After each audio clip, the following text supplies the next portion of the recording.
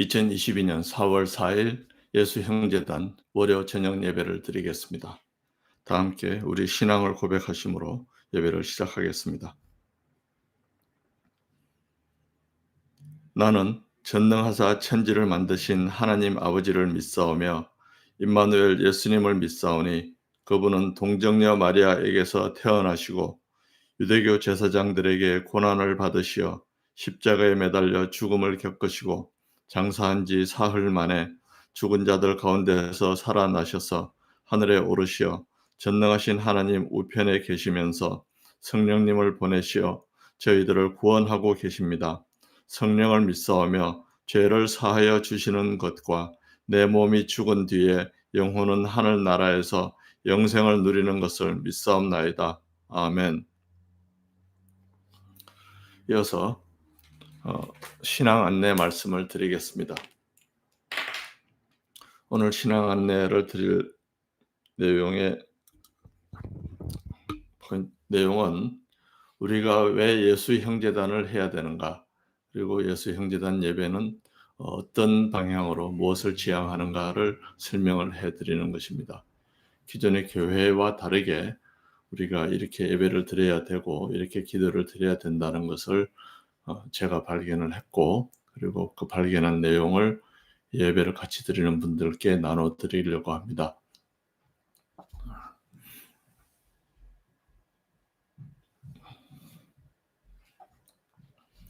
오늘 설명 안내 제목은 조금 도전적입니다. 교회와 기독교는 왜, 어떻게 하나님의 뜻과 예수님의 뜻을 왜곡하고 망쳤는가 하는 것을 설명해 드립니다.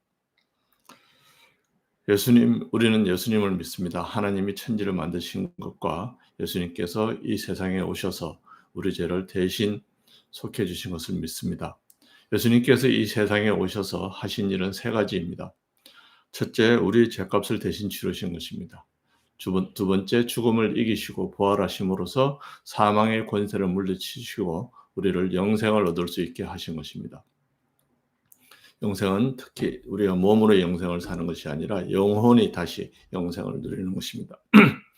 성경에 예수님께서 하늘 아버지 집에 우리들이 있을 방을 마련해 놓으신 것입니다. 세 번째는 이 세상에서 우리가 살아가는 동안에 잘 살도록 하기 위해서 성령님을 보내주신 것입니다. 성령님에 대해서는 앞에서도 설명을 해드렸지만 원래부터 하나님과 함께 계셨고 구약 시대에도 여러 번 오셔서 하나님의 역사를 수행하셨습니다. 그래서 출애굽기에도 70인의 장로들이 성령을 받아서 예언을 했다는 얘기들이 나옵니다. 그런 성령께서는 근데 그때마다 예전에는 임무를 수행하시고 도로 하늘로 올라가셨습니다. 이 세상에 함께 내내 계시지는 않습니다. 어떤 사람에게 임했다 하더라도 일시적으로 임했을 뿐이지 그 사람과 평생 함께 계시지는 않았습니다. 그랬는데 예수님께서 돌아가셔서 하늘로 올라가셔서 하나님 우편에 앉아 계시면서 하나님과 상의를 했겠죠. 인간들이 성령님이 동행하지 않고는 아니면 처음부터 원래 성령님이 우리 안에 계시기로 되어 있었는데 예수님이 다녀가신 다음에 이제 제대로 오신 것인지 모르겠습니다. 하여튼 성령님이 이 세상에 오셔서 우리 안에 계시면서 평생 함께 계시기 시작한 것은 오순절 성령 강림절부터입니다. 그래서 그때 모여있던 마가의 다락방인가요? 다락방에 모여있던 사람들이 모두 기도하다가 성령을 받았고 성령을 받아서 방언을 함으로써 성령님의 역사를 이 세상에 처음은 아닙니다만은 새롭게 다시 새삼스럽게 사람들에게 선보였습니다. 그래서 그 이후로 사람들이 성령의 힘을 받아서 성령님께서 내재하시고 동행하시는 인생을 살게 되었죠. 그래서 성령님의 역사하신 것은 임재하신 것은 그때 그렇게 집단적으로 역사를 하셨고 그 뒤에 바울에게는 다메섹 도상으로 예수를 믿는 사람들을 박해하러 가던 바울에게 예수님의 모습으로 임하셔가지고 바울을 회심시켰습니다. 그 이후로도 성령님은 계속 성령님을 구하는 사람들에게 오셔서 임하십니다. 우리가 태어나서 바로 받는 것은 아닌 것 같습니다. 태어나서 우리가 성령님을 사모하고 성령님을 구하는 기도를 하면 성령님께서 임하십니다. 성령님을 받은 사람들 얘기를 들어보면 대개 12살부터 14살 사이에 교회 수련회에 가서 성령을 사모해서 간절히 기도를 하면 성령님께서 임하시는 체험을 하게 된다고 합니다. 저는 그때 그 체험을 한 경험은 없습니다만은 저는 그 이후에 나이 들어서 회개의 눈물로 임한 경험과 그리고 방언을 받은 경험으로서 성령님께서 제 안에 계시다 하는 것을 알게 되었습니다.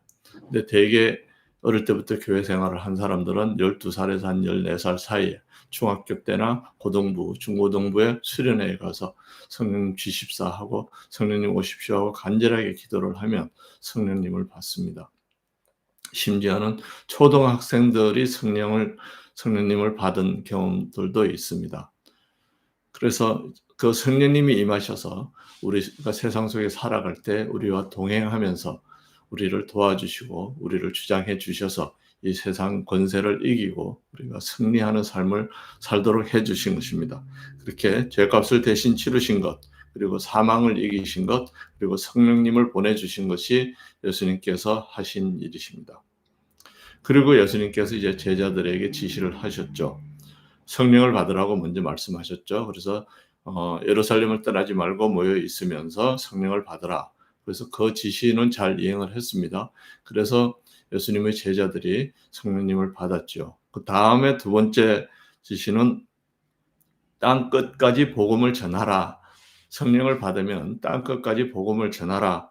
그 지시를 하셨는데, 근데 이 지시에 대해서 복음에 대해서 복음을 땅 끝까지 전하라고 했는데 베드로와 그 제자들이 그 명령을 제대로 이해하지 못하셨어요. 그래서 복음이라고 하는 게 베드로는 복음을 잘못 이해했는데 예수님이 말씀하신 복음은 아까 설명해드린 예수님께서 수행하신 세 가지 작업을 통해서 우리가 이제 죄에서 노연하고 이 세상을 사는 동안에 성령님의 동행하심과 임재하심을 받을 수 있다. 이것이 기쁜 소식 복음인데 베드로는 이 지구가 곧 멸망하고 예수님이 곧 재림해서 베드로와 자기들과 같이 예수님을 믿는 사람들만 하늘로 불러 올리셔가지고 영생을 주실 것이다 하는 것이 복음이라고 생각을 했어요. 그것이 복음이라고 하기에는 너무나 옹졸하고 작지요. 스케일이 적지요. 이 지구에 그 당시만 하더라도 몇 억의 인구가 살아 있을 텐데 몇백 명, 몇천 명만 구원하는 것이 그게 무슨 복음입니까? 그건 저주지요, 저주. 그래서 제가 요한계시록도 미워합니다. 그것도 저주입니다. 그런 종말론 이런 것들은 전부 삐뚤어진 저주입니다. 인간을 겁주려고, 그래서 그 저주를 전하는 사람들의 뜻대로 행하게 하려고 하는 아주 사악한 의도를 가진 저주의 공상과학 판타지인데, 근데 그것을 베드로는 그것이 예수님의 복음이라고 믿었죠. 그래서 예수님이 오실 때까지 자기네들이 해야 될 일은 이 복음을 전한다고 괜히 돌아다니다가 죄를 저지를까 봐 그대로 모여서 한데 모여서 예수님이 곧 오실 거니까 맨날 찬송하고 기도하고 주변에서 가까운 사람들이나 데리고 와서 예수님의 종말을 기다리면서 기도하는 것이라고. 요즘도 우리가 자주 보죠. 종말론자들이 한데 모여서 막 있는 것처럼. 그래서 모든 재산을 다 팔아서 그걸로 먹고 소진하는 그런 소비적 생활을 하는, 그것이 예수님께서 지시하신 기다리라고 하신 말씀의 뜻이라고 생각을 한 것입니다. 전혀 아니지요. 그렇게 해서는 안 되겠으니까 하나님께서 역사를 하십니다. 어떻게 역사를 하시느냐? 첫째, 예루살렘을 멸망을 시켜서 예루살렘에 모여 있던 베드로와 그 집단 사람들을 흩어버립니다. 거기에 예루살렘에서 기다릴 것이 아니다. 너네가 땅 끝까지 이 복음을 전해야 된다 하는 것을 극단적으로 보여주시기 위해서 예루살렘 멸망을 허락하십니다.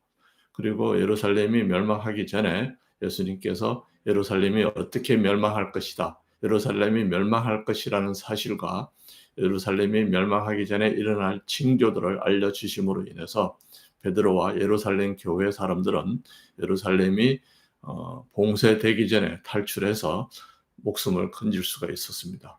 그렇게 예루살렘 교회에 있던 예수님의 제자들의 주력들이 전 세계로 특히 그 당시에 로마 영토 안에 있던 헬레니즘 지역, 로마 영토 안을 전 헬레니즘 도시로 흩어지게 만드셨고, 그리고 두 번째 중요한 일이 사건으로서는 먼저 일어났습니다. 바울을 회개시키고 그다음에 개심시켜서 하나님의 종으로 만드신 것입니다. 바울은 원래 예수님에 따르는 사람들을 박해하던 사람인데 바울은 공부를 많이 한 사람입니다. 이 사람은 그 유대교의 신학도 잘 알고 그리고 헬레니즘 철학도 많이 공부했습니다. 헬레니즘 철학과 변론술, 우리가 학교에서 배우는 궤변술이라고 하는 변론술, 아규먼트, 변론술을 많이 공부를 했던 사람이고, 그리고 에피크로스 학파의 명상론을 쓴 아우구스티누스의 에피크로스 학파의 철학도 공부한 사람이고 지식인입니다. 그리고 신분상으로는 로마 시민권을 갖고 있는 사람입니다. 그런 그에 비해서 예수님을 따르던 제자들 중에서는 공부를 많이 한 사람들이 없죠. 베드로와 다른 사람들은 다 어부들이었고 공부를 많이 한 사람이 세리였는데 세리라고 하는 사람이 요즘으로 치면 세금 징수원인데 산수나 산수를 공부했겠죠. 부기와 산수는 공부했겠지만 철학이라든지 신학을 설명할 수 있는 능력을 갖춘 사람은 없었습니다. 의사 누가가 그래도 좀 그리스어를 잘 알아서 사도행전을 기록하고 누가복음을 기록한 정도인데 그 누가가 기록한 복음을 그 이론을 제공한 것은 바울입니다. 바울이 자기가 지금까지 알고 있던 신학 이론과 그리고 성경에 대한 알고 있던 성경에 대한 지식 그리고 유대교 이론 그리고 그리스 로마 철학 이런 것을 다 합쳐서 예수님이 오신 것을 이해를 하고 그것을 설명을 하는 그리고 예수님의 땅끝까지 이 복음을 전하는 것이 자기네들의 사명이라는 것을 이해하는 하고 그 내용을 설명하는 책을 쓸 수 있도록 바울을 스카우트했습니다. 바울 신학에도 오류가 있습니다. 그것은 바울이 사용한 텍스트가 오류가 있는데 바울은 그 텍스트가 오류가 있다는 사실을 모르고 그것이 전적으로 하나님께서 구술하셔서 그대로 받아 적은 것이라고 믿었습니다. 그 당시에 순전한 유대교인들이 다 그렇게 믿었습니다. 그렇게 그 사실을 그 당시에는 아는 사람들이 살고 있었던 사람 중에 아는 사람들이 없었습니다. 왜냐하면 그 성경에 구약 성경의 변조, 날조, 위조는 바울이 태어나기 전에 한 300년, 400년 전에 일어났고 느헤미야와 에스라가 했던 행동이니까 그로부터 한 300년, 400년 동안에 에스라가 그렇게 위조, 변조, 날조한 성경을 진짜 성경, 에스라 이전에도 변조 사실들이 있었습니다만은 그 바울은 그것이 진짜 성경이라고 알고 그 성경에 기록되어 있는 모든 내용이 오류가 없다고 믿고 그것을 앞뒤로 짜맞추다 보니까 논리 자체에 허구가 생기고 앞뒤가 안 맞는 게 생기고 하나님의 하나님의 실제 성품에 대해서 잘못 알려주는 사건들이 생깁니다. 그 사실을 제가 자신 있게 얘기를 할 수 있는 이유가 20세기 후반과 21세기에 들어와서 전 세계 유명 대학교의 신학부에서 성서신학이라는 학문을 통해서 성경의 어느 부분이 구약의 어느 부분이 언제 씌워졌고 누가 썼고 그리고 어떻게 변조되었는가 하는 것을 상당히 깊은 범위로 깊은 수준으로 밝혀냈기 때문입니다. 그것을 통해서 제사장들이 끼워넣은 내용들 이런 부분들 그리고 후대의 왕들이 끼워넣은 내용들 그리고 그 내용들을 보면은 왕들이 왜 그렇게 했는가 예루살렘을 무조건 예루살렘 하는 게 유다 왕국을 재건하기 바라는 유다 왕국의 귀족들과 귀족들과 더 마찬가지의 특혜를 누렸던 제사장들이 자기네들이 부귀 영화를 누리던 시절을 회복하는 것이 하나님 나라다라는 메시지로 섞어 넣었는데 그것을 바울은 구분할 능력이 없었습니다. 그래서 텍스트에 오류가 있는 텍스트를 가지고 썼기 때문에 바울 신학에 오류가 있는데 그럼에도 불구하고 당장 종말이 온다거나 그러는 것보다는 세상으로 전파시키는 것을 역할을 했고 기본적으로 왜 이 배운 사람들에게 그 당시 배운 사람들에게 기독교 예수님의 재림을 예수님을 믿는 예수님이 하나님의 아들이라는 것을 알려주는 이론을 설명했기 때문에 바울의 역할이 있었습니다. 그래서 바울과 예루살렘에 멸망하고 난 다음에 바울과 제자들이 그 소아시아와 로마까지 나가서 건설한 처음엔 유대인들의 공동체 그리고 더 나가서 이제 이방인들을 중심으로 된 교회들을 만들면서 장기적으로 가는 예배가 계속되는 그런 교회들이 만들어졌습니다. 그 당시의 교회들이라고 예배 공동체는 베드로가 만들었던 종말론적인 신앙 공동체가 아니라 예배를 하는 예배 모임입니다. 종말론적인 신앙 공동체는 모든 재산을 팔아서 나눠 가지고 같이 먹고 같이 나눠 버립니다. 그러면 오래 가지 못합니다. 공산주의가 망하는 것과 마찬가지입니다. 이 베드로의 예배 공동체가 나중에 칼 막스에게 영감을 준 공산주의 공동체에 영감을 했는데 공산주의라는 것이 우리가 봐서 알다시피 생산성이 떨어져서 망했죠. 그래서 자유시장 경제가 문제가 많고 그렇지만 그럼에도 불구하고 공산주의 사회보다는 보다 인간적이고 인간이 살기 좋은 사회가 된 것은 공산주의라고 하는 것이 집단은 개인을 위하고 개인은 집단을 위한다고 하는데 그 집단은 한 개인 공산당의 대장 한 사람을 위하고 총대장은 모든 사람을 위한다고 하면서 사실은 자기 자신을 위하는 그런 독재 체제와 그리고 모든 사람들이 일하지 않는 그런 태도가 되기 때문에 사회가 망합니다. 그래서 바울이 만든 그리고 바울이 이전에 이미 만들어져 있던 그 예배들은 평신도들의 예배 모임은 생활 공동체가 아니라 예배만 함께하는 모임입니다. 근데 요즘의 예배와 달리 전문 설교자가 없었습니다. 전문 설교자가 없었습니다. 장로들이 있기는 했지만 예수의 제자들이 장로이기는 했지만 그 사람들이 자기네들을 요즘의 사제처럼 엄격하게 구분하지는 않았습니다. 그냥 앞선 사람들, 신자들 중에서 앞선 사람들 정도로 했습니다. 그랬던 평신도 예배 모임이었던 교회가 왜곡된 것은 점차 커지면서 로마의 사제 집단들이 그 교회를 접수했기 때문입니다. 로마의 사제 집단들 그리고 유대교의 사제 집단들이 그 교회를 접수를 해가지고 교회를 유대교의 회당이나 로마 신전에서처럼 사제라고 하는 전문 집단들이 주도하는 모임으로 변질시켰습니다. 그래서 교회 안에 이끄는 사람과 이끌려가는 사람의 구분이 생겼습니다. 사제들이 자기네들이 목자고 그리고 평신도들은 양이라고 하는 그런 구분을 만들었습니다.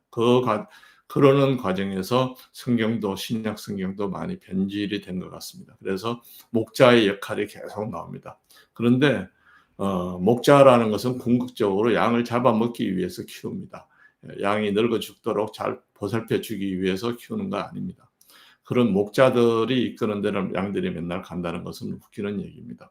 그래서 예수님을 목자로 비유하셨다는 얘기도 나중에 끼워 넣은 것이고 예수님이 하신 말씀은 내 말과 내 뜻대로 행하는 자가 내 형제다. 내 부모고 내 형제다. 그리고 하나님을 사랑하라. 그리고 네 이웃을 네 몸과 같이 사랑하라.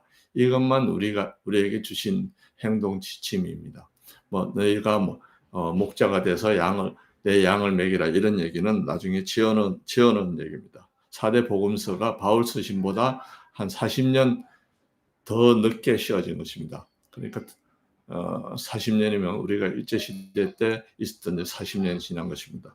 그리고 지금 광복부터 60년이 지났는데 그 광복 때 일어났던 일들에 대해서 해석이 각각 다른 것처럼, 그렇고 그 당시에는 요즘처럼 신문도 없던 시기니까 그런 성경이 씌워졌을 때 각 베드로와 그 마태, 마가, 누가 이런 복음들이 씌워질 때는 자기네들의 복음서를 듣는 사람들을 강의하기 위한 용도로 씌워졌습니다. 그래서 그 내용들이 쓰는 사람들의 의도에 맞춰서 변질되었죠. 특히 중요한 것이 그렇게 전문 직업인 전문 예배 인도자들 집단을 집어넣은 것입니다. 그래서 그리고 또 하나는 요구를 한 게 교회가 예수님의 몸이라고 하는 주장을 집어넣습니다. 예수님은 교회가 내 몸이다 라고, 내가 재림해서 교회로 이 세상에서 너희와 함께 있을 것이다 라고 말씀하신 적이 한 번도 없습니다. 내가 너희 안에 있고 너희가 내 안에 있다 그렇습니다. 우리가 예수님의 몸입니다. 우리 한 사람 한 사람 앞에 안에 예수님이 계십니다. 성령님이 우리 안에 계신 예수님이십니다. 그리고 구약 시대에도 성전에 하나님이 계시지 않았습니다. 하나님이 성전을 만든 누굽니까? 다윗의 아들 솔로몬 왕이 성전을 헌당하면서 올린 시에 보면 하나님은 저 하늘 위에 계신 분이고 이곳에 계시지 않는다는 것을 저는 알고 있습니다. 그러나 이곳에 눈을 두셔서 저희들이 이곳에 와서 예배드리고 기도드릴 때 저희 예배와 기도를 들어주시옵소서 하고 하나님의 시선을 그곳에 두어 주십시오 라고 요청을 했지, 성전에 하나님이 계시다 하는 것은 나중에 시편에 보면 고라 자손이 쓴 시에 보면 그런 게 있습니다. 시편에 고라 자손은 누구냐면 이스라엘에서 유대에서 성전에서 성전지기를 하던 제사장들 중에 한 명이 고라입니다. 그러니까 성전에서 먹고 마시고 성전을 이용해서 자기 생활과 권력과 권세와 영광을 누리던 집단입니다. 그 고라 자손이 언제 그 시를 썼느냐? 바벨론에 잡혀가서 있을 때 썼습니다. 바벨론이 유대를 점령해서 예루살렘을 점령해서 유대인들을 잡아간 사람들은 평민들을 잡아가는 것이 아니라 유대인들의 왕족, 귀족과 다음에 성전의 제사장들, 지도청, 지배 세력 권력들만 잡아갔습니다. 그 사람들이 거기에 가서 예전에 누리던 권력과 명예를 누리지 못하니까 그래서 유대로 돌아오고 싶어 한 것입니다. 근데 바벨론에 갔던 유대인들이 모두 다 학대를 당하거나 종살이 노예 살이를 한 것은 아닙니다. 그냥 그곳에 가서 새로 정착을 했습니다. 우리 우즈베키스탄인가요? 거기에 간 우리 고려인들이 낯선 땅에 그냥 던져져서 초기에 힘들기는 했지만 그곳에 정착해서 자리를 잡고 생활을 했던 것처럼 새로 자리를 잡은 사람들이 많습니다. 그래서 바벨론에 잡혀갔던 사람들 중에, 그리고 자발적으로 바벨론에 간 사람들도 있고요. 실제로 나중에 느헤미야와 스가랴를 따라서 예루살렘으로 돌아온 사람은 그 후손들 중에 일부에 불과합니다. 그렇게 예전에 유다 왕국에서 특권적인 지위를 누렸던 사람들 중에 하나인 그 고라 자손의 후예가 바벨론에 가서 옛날에 자기가 누리던 부귀 영화를 그리워하면서 썼는데, 그 고라 자손의 부귀 영화의 근원은 성전이고 그 성전에 하나님이 계시다고 하는, 그리고 성전에 계시는 하나님이 자기들만 만나주시고 성전에 계시는 하나님을 만나려면 자기들을 통해서만 대화를 할 수 있다. 우리나라 지난 몽골이 3인방이 어떤 권세와 권력을 누렸는지를 보면 아시겠죠. 그런 몽골이 권력을 자기네들이 누렸는데 그것을 누리고 싶어 하는 것이 그 제사장들의 후예입니다. 그래서 예수님이 십자가에 돌아가셨을 때 일어났던 기적 중에 하나로 성전 휘장이 위에서 아래로 찢어졌는데 성전 휘장은 성전 안에서도 지성소를 가로막고 있는 곳입니다. 지성소에는 그 제사장의 후손들 중에서 그날 당번으로 뽑힌 제사장만 들어갈 수 있는 그런 곳입니다. 보통 사람들은 들어갈 수가 없습니다. 그러니까 대통령을 만나려면은 대통령을 만날 수 있는 사람은 대통령의 당번, 대통령의 비서 한 사람뿐이고 그 당직 비서를 통해서 모든 말을 전달해야 된다면 그 당직 비서가 얼마나 큰 권력을 갖고 있겠습니까? 그런 권력을 제사장들이 누렸는데 그런 제사장들의 권력을 다시 계승해서 부활시킨 것이 이 가톨릭에서 사제를 부활시키고 자기네들은 목자라고 하고 예수님을 믿는 사람을 양으로 하고 그리고 교회가 예수님의 몸이라고 하는 거짓말을 집어넣은 것입니다. 예수님의 말씀은 교회가 아니라 우리 한 사람 한 사람이 예수님의 몸입니다. 그리고 우리 안에 와서 계시는 것이고 그렇게 해서 이 교회가 권력을 잡으면서 세상까지 지배를 합니다. 서양의 로마 시대, 로마의 국교가 된 이래로 로마가 망하고 난 다음에도 중세 시대까지 로마 교황은 절대적인 권력을 가지고 있었습니다. 교황이 파문을 시켜버리면 왕조차 무릎을 꿇고 가서 회개를 하고 뉘우치고 용서를 받아야 됩니다. 왕을 임명하는 것은 교황입니다. 그렇게 자기가 하나님의 권력을 하나님의 말씀을 대신한다고 하는 권력을 가지면서 그 교황들이 이 지고의 권력을 가지면서 이 세상을 어떻게 다스렸습니까? 이 마녀 처형 이교도를 예루살렘 성지를 회복해야 된다고 하면서 이교도들은 다 죽여야 된다고 해서 십자군 전쟁을 일으켜서 이교도들만 죽습니까? 십자군 전쟁을 하면 기독교를 믿는 사람들 그래서 그 전쟁에 간 사람들도 죽지요. 쓸데없이. 그리고 양민들도 죽였죠. 이단이라고 하면서 죽이고 다음에 신교가 교회 개혁이 일어나면 다음에 신교도들을 다 죽이죠. 그리고 또 선교를 할 뿐만이 아니라 이교도들을 야만인들 아프리카와 중남미의 이교도들을 선교만 했으니까 쫙 살아냈습니다. 교회가 세상 권력을 가지면서 죽였습니다. 그러면 사람들은 교회의 악행을 교회를 운영하는 사람들의 악행이라고 생각하지 않고 기독교의 악행 더 나아가서 기독교가 선전하는 기독교가 자기네들이 대변한다고 하는 하나님과 예수님이 원래 그런 분이다라고 해서 하나님과 예수님은 악하고 잔인하고 사랑이라고 하면서 인간들을 괴롭히는 정말 사악하고 악독한 신이라는 생각을 하게 됩니다. 교회 그러나 절대 권력을 가지고 있기 때문에 세상은 뭐 사악하고 악독하지만 계속 비위를 맞춰드리면 되겠지 하고 교회에 와서 순종하는 20%와 도저히 그런 신을 나는 신이라고 믿을 수 없다라고 생각하는 80%의 양심적인 지식인들로 나뉘어집니다. 근데 사실은 하나님이 아니라 그 교회를 만든 신학을 만든 교회 목사, 신부들이 그렇게 하나님을 왜곡을 시킵니다.